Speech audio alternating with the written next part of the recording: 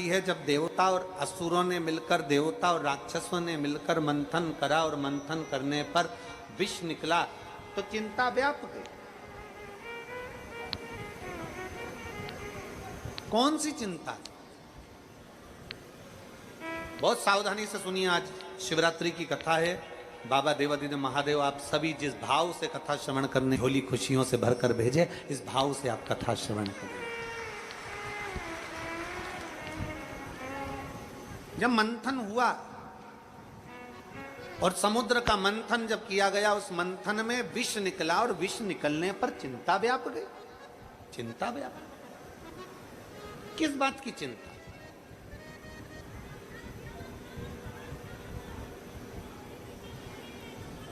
किस बात की चिंता करना? आप लोग कथा में आए हो, घर से चले होगे तब मन में आया होगा कि हम कथा में जा रहे हैं, हम कथा में पहुंचेंगे, कहाँ बैठूंगी, कहाँ जाऊंगी, कहाँ पर कितना किलोमीटर पैदल चलना पड़ेगा, क्या करना पड़ेगा, कहाँ बैठेंगे, क्या होगा, क्या नहीं होगा। चिंता व्याप रही है, चिंता व्याप रही है।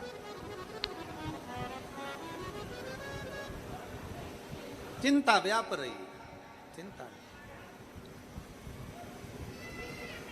अब चिंता व्याप रही है तो चिंता इतनी व्यापने लगी कि हम कहाँ बैठेंगे, कैसे जाएंगे, क्या होगा।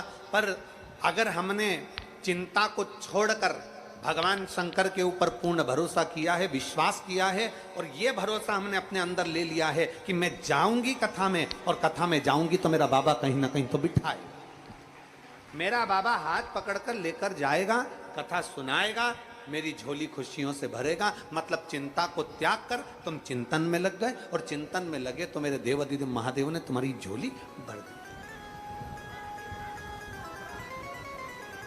बड़ी अब विष निकला, और विष निकलने पर, जब विष निकला तो विष निकलने पर बड़ी चिंता व्यापी। विष निकलने पर बड़ी चिंता व्याप गई कि इस विष का हम करें क्या। समुद्र में अगर विष डाल देते हैं तो समुद्र में जितने जीव हैं सब मर जाएंगे। समुद्र की भाप उड़ेगी, उस भाप बादल को लेगी, बादल उसी विष को नीचे पटक देंगे, नीचे पटकेंगे, सारे जीव मर जाएंगे। विष का करे क्या? पृथ्वी को अगर विष देते हैं तो इसमें जो फल उगेंगे, वृक्ष उगेंगे, अन्न उगेगा, वो सारा जहरीला हो जाएगा, सब व्यर्थ हो जाएगा, सब बेकार हो जाएगा। इस विष का करें क्या? इस विष को हम ना जल में दे सकते हैं, इस विष को ना हम पृथ्वी को दे सकते हैं, इस विष को ना हम कहीं फेंक सकते हैं, इस विष को ना हम पी सकते हैं, इस विष को ना हम कहीं ले जा सकते हैं। इस विष का हम करें तो करें क्या?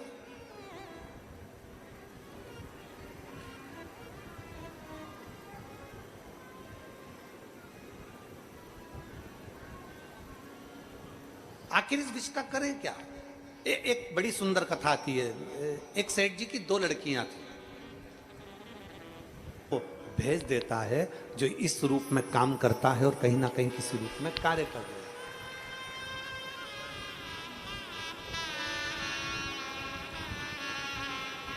कल हमारी बात चल रही थी वो चीज की है, टेंशन क्यों?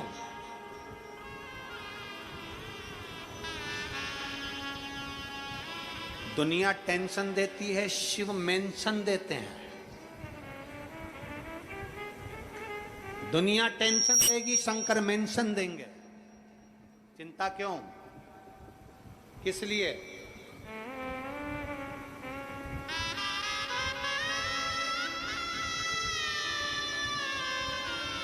किस बात के लिए? क्यों? सेनापति ने कहा, मां चारों तरफ से सेना ने घेर लिया है। मां चारों तरफ से सेना है और बीच में अपन है। माहिल्याबाई होलकर ने कहा, चारों तरफ से सेना है, कोई चिंता का विषय नहीं है। चारों तरफ से सेना लेकर वो आए, उस सेना के पीछे चारों तरफ मेरा शिव विराजमान है, मेरा शिव।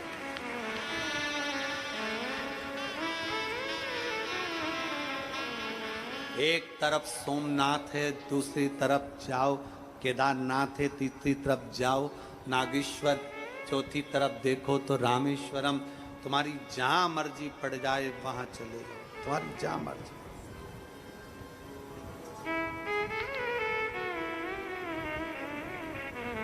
जगत गुरु शंकराचार्य जी ने 4 पीठों का निर्माण कर कर हमारे सनातन धर्म की रक्षा करी है, शिव को बिठाकर।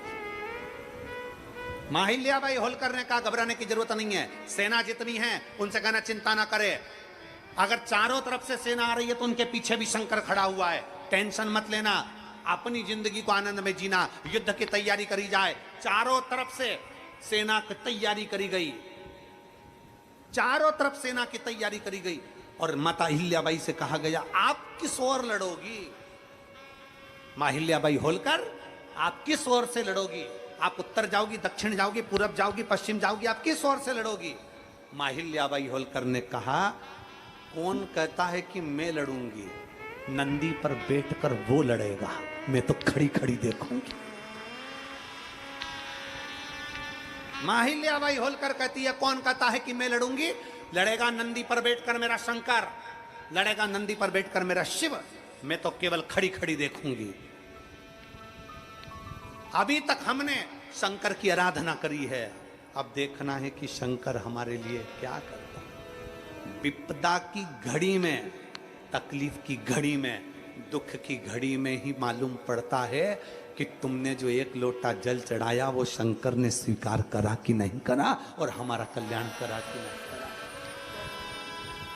क्यों घबराना, इसलिए घबराना, क्या सोचना, क्या विचार करना, क्यों घबराएं हम शिव के अधीन होकर चलिए, हम शंकर के अधीन होकर चले।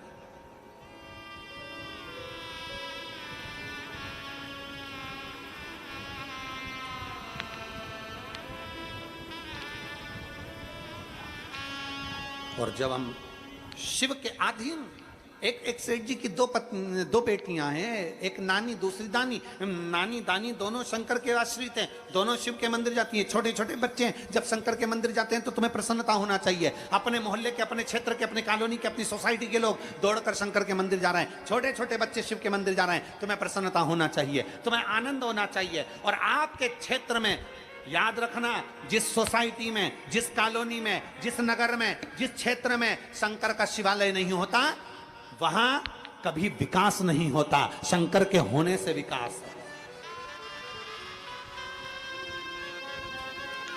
शिव अकेला नहीं आता, मेरा ओघड़दानी अकेला नहीं आता, शंकर के साथ में पार्वती आती है, दुर्गा आती है, भवानी आती है, तो क्षेत्र में शक्ति आती है। शंकर अकेले नहीं आते, गणेश जी को लेकर आते हैं, गणेश जी मतलब बुद्धि को लेकर आते हैं। गणेश जी अकेले नहीं आते, रिद्धि सिद्धि को साथ लाते हैं, मतलब जिस कॉलोनी में, जिस सोसाइटी में, जिस क्षेत्र में शंकर का शिवलिंग की स्थापना होती है वहां रिद्धि सिद्धि कभी कम नहीं होती है, कभी कमी नहीं होगी रिद्धि।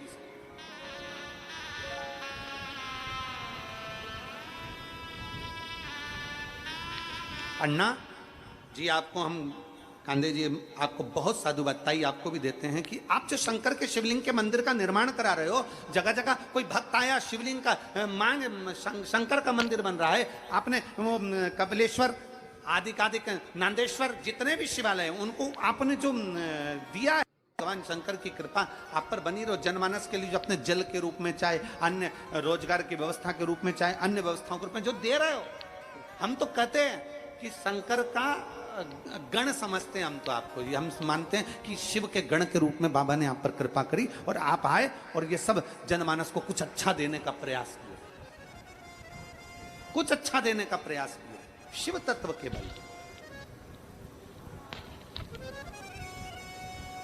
और आप जितने बैठे हो कथा में, पंडाल में, अपने हृदय से, चित्त से देवादिदेव महादेव को कहना बाबा मेरी झोली भी ऐसी खुशियों से भरना कि एक दिन मैं भी शिव महापुराण की कथा करवा सकूं, इतनी सामर्थ्यता देना, इतनी सामर्थ्यता देना कि हम भी कथा करवा सकें, हम भी बुला सकें।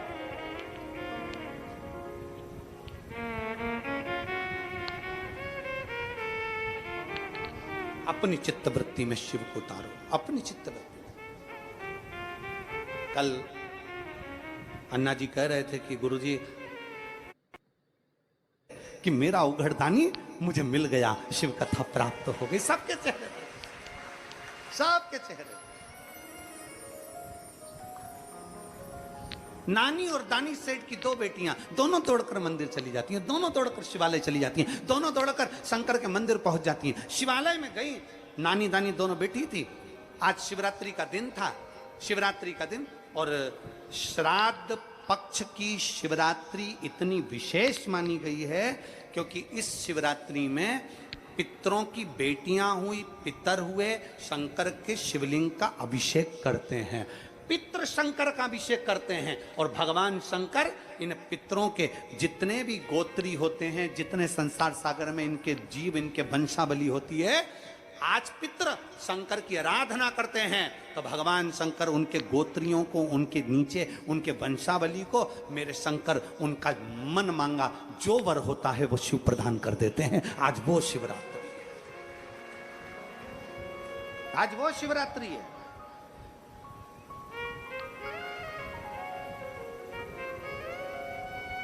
मन चाहा वर प्राप्त हो जाता है। बैठी थी नानी और दानी दोनों बैठी थी, शिवरात्रि का दिन था। उनको नहीं मालूम कि आज, वो तो छोटे बच्चे, छोटी छोटी बच्चियां, उनको नहीं मालूम कि आज श्राद्ध पक्ष की शिवरात्रि। वो तो ये शिव महापुराण की कथा होने से लोगों को मालूम पड़ने लगा कि मासिक शिवरात्रि होती है, लोगों को मालूम पड़ने लगा कि सोमवार की अष्टमी होती है, लोगों को मालूम पड़ने लगा कि श्रावण महीने में शिवरात्रि होती है, लोगों को मालूम पड़ने लगा कि शिवरात्रि का महत्व क्या है। नहीं तो पहले तो शिवरात्रि ऐसी निकल जाती थी, लोगों को मालूम ही नहीं पड़ता था। केवल एक शिवरात्रि मालूम पड़ती थी, वो थी महाशिवरात्रि। बाकी का कोई नहीं जानता था कि कौन सी शिवरात्रि का महत्व क्या है। शिव महापुराण की कथा श्रवण कर करके, शंकर की कथा सुनते सुनते लोगों को मालूम पड़ गया कि पितरों की शिवरात्रि का क्या महत्व है। दुनिया के लोगों को मालूम पड़ गया कि श्रावण की शिवरात्रि का क्या महत्व है, ये उनको ज्ञात हो। शिवरात्रि दोनों बैठी थी, वहीं से सामने से दोनों बात कर रही थी। शंकर का पूजन करते करते दोनों ने विचार कर लिया, हमें मालूम पड़ा है, पंडित जी बोले हैं कि शिवरात्रि है। दोनों बेटियां बैठ गई स्थिर होकर नंदी के पास में और विचार कर लिया, आज हम उठेंगे नहीं जब तक हमें शंकर मिलेंगे नहीं। दोनों बैठ गए, दोनों बैठे।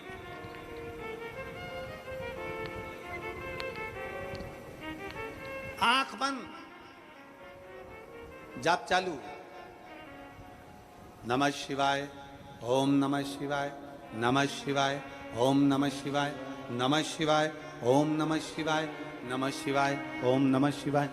नानी और दानी दोनों जप रही हैं। वहीं से मेरे बाबा की कृपा हुई, एक संत निकल कर जा रहे थे। संत ने देखा, बड़े विचित्र संत थे। संत संत होता है, साधु साधु होता है, सन्यासी सन्यासी होता है, तपस्वी तपस्वी होता है, साधक साधक होता है, उपासक उपासक होता है,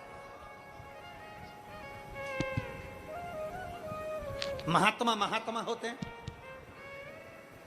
महात्मा का सबसे बड़ा लक्षण ही एक है, जिसकी नाचे आत्मा वही है, जम के तो बोलो, वही है महात्मा।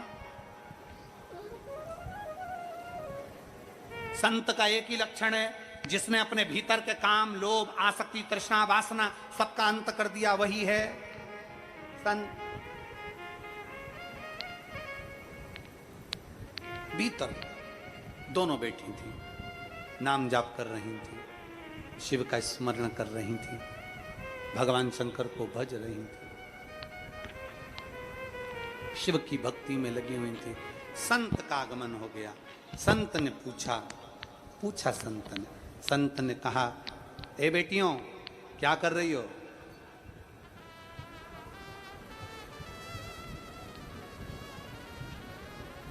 क्या कर रही हो बेटियां? बेटियां कहती हैं, पहली तो बोली नहीं, दूसरी बोली। पहली नहीं बोली, दूसरी बोली, हम शंकर को बुलाने का प्रयास कर रहे हैं। शिव को बुलाने का? हाँ। संत ने कहा, कोई शंकर जी आएंगे? शिव ऐसे नहीं आते। बेटियां दोनों ने कह दिया, हम तो तपस्या में लीन हैं, भोलेनाथ को आज आना पड़ेगा। हमें मालूम है आज शिवरात्रि है, और शिवरात्रि के दिन जो मांगा जाता है, शिवरात्रि के दिन जो कहा जाता है, मेरा शंकर देता जरूर है। इसलिए दोनों बैठी, दोनों तल्लीन। संत से कहा, बाबा जी आप बताओ ना, शिव कब आएंगे? संत ने कहा, इतनी छोटी छोटी बच्चियां जिद पर अड़ी हैं। संत ने कहा, मैं तुम्हें अभी थोड़ी देर में बताता हूं कि शिव कब आएंगे। संत चले गए। बड़े पहुंचे संत थे। बाबा से विनय करी, नंदी भृंगी से विनती करी तो शिव से पूछ लिया आप कब आएंगे। शंकर भगवान ने कहा इन लड़कियों के 48 जन्म निकल जाएंगे तब हम आएंगे, तब हम पहुंचेंगे। इन लड़कियों के 48 जन्म निकल जाएंगे तब हम आएंगे। 48 जन्म? संत आए, संत ने कहा, बच्चियों ने पूछा बताओ भोलेनाथ कब आएंगे। संत ने कह दिया तुम्हारे 48 जन्म निकल जाएंगे तब भोलेनाथ आएंगे। इतने में तो एक ने तो सुना कि 48 जन्म, तो एक तो उठकर चली गई। दूसरी थी नानी, वो बैठी रही। उसने कहा 48 जन्म, मेरे भोले बाबा अगर आना चाहें तो मैं 48 जन्म भी तप करती रहूंगी। और बैठ गई वो साधना करने। नमः शिवाय, ओम नमः शिवाय, नमः शिवाय, ओम नमः शिवाय, नमः शिवाय, ओम नमः शिवाय जपने बैठी। और बैठी, एक बेटी तो चली गई, दूसरी बैठी थी। 7 मिनट पूरे नहीं हुए और 7 मिनट में मेरा उघड़दानी शंकर उसके सामने आकर खड़ा हो गया।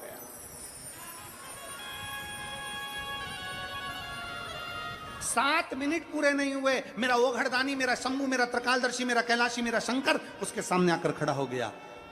आंख खोलने को कहा भोलेनाथ ने, नेत्र खोल बेटी, दर्शन कर। शंकर के शिवालय में से, शंकर के शिवलिंग में से मेरा शंकर प्रकट हुआ। आप कौन? बच्ची ने पूछा मैं शिव। बाबा संत तो कहकर गए थे कि आप 48 जन्म के बाद आओगे। शंकर भगवान बोले 48 जन्म के बाद तो मैं आता, परंतु आज मेरे आने का केवल एक कारण है कि जो 48 जन्म मेरा इंतजार कर सकती है दर्शन का, उसका दर्शन करने के लिए मैं आ गया, इसलिए मैं तेरा दर्शन